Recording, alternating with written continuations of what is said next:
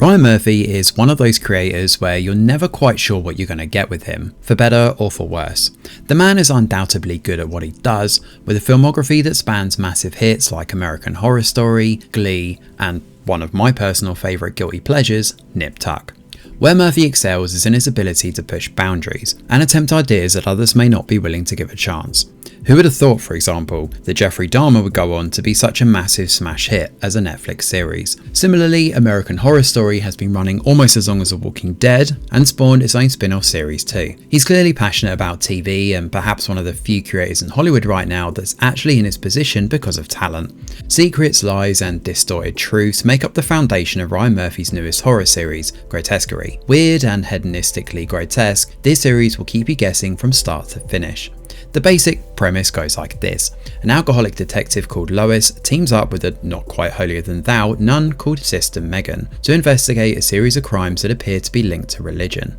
While this is happening, Lois struggles to keep her family life from falling apart. Her daughter Merritt is morbidly obese and eating herself into an early grave. Her husband, Marshall, is in a coma and looked after by the unhinged Nurse Red, while others at the police station start to question Lois's ability to work as alcohol starts to take over her life. As the case continues and the bodies rack up, there's a clear pattern emerging, and it soon becomes clear that all is not what it seems.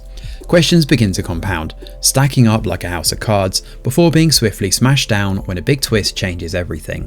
I won't spoil that here, nor will I go into details about what significance this has on the plot. What I will say, however, is the show doesn't feel as strong after this takes place compared to what happens before. Much like many of the other shows Murphy has created, the biggest issue comes from his endings, or writing one to be more precise. Grotesquerie is no exception. Not only do we not really get an ending per se, it all feels rather anticlimactic and a bit of a waste of time. There's a big speech in here about the patriarchy and issues men have, but it feels ripped right from the writers themselves rather than the characters speaking. I wouldn't normally say a bad ending is better than a non-event, but when it comes to Grotesquerie, I think that may actually be justified. After all, people don't really want their time wasted, and this is the overwhelming feeling watching that last episode. I do appreciate the show has been renewed for a second season, which takes the sting off a little bit, but surely the idea here is to drum up excitement and not just fizzle out and fade away. And it's a shame too, because Grotesquerie has some really intriguing ideas.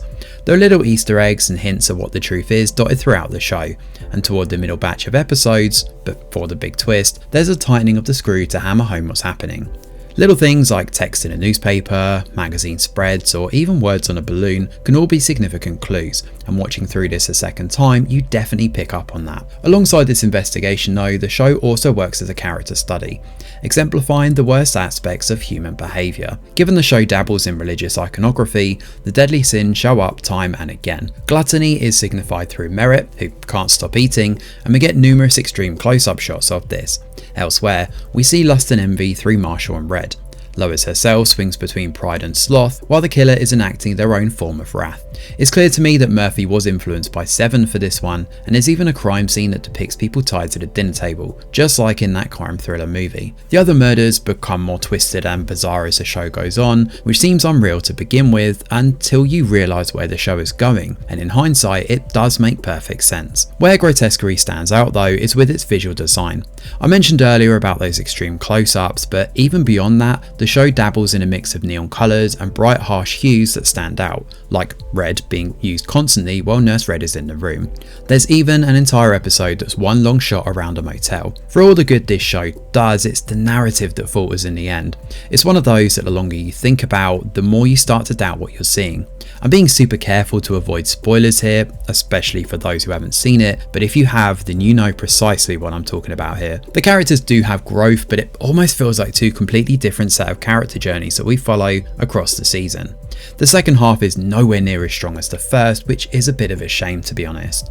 The second season has some serious work to do here to bring people back on board, especially after such a damaging finale, but if anybody can do it, then it's Ryan Murphy. Overall, it's hard not to admire Murphy's tenacity and ability to continue churning out decent TV shows. The man is an absolute workhorse, which is pretty admirable, especially looking at what he's produced this year. Grotesquerie is a real mixed bag, but it's also a fun horror ride with enough mystery to keep you guessing until the end.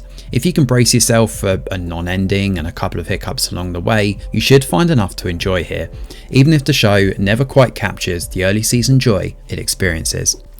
Thanks for watching, and do let us know your thoughts in the comments below. Smash a like or subscribe to the channel, your support is very much appreciated. I'm Greg Wheeler, and from all of us over here at The Review Geek, we'll see you on the next video.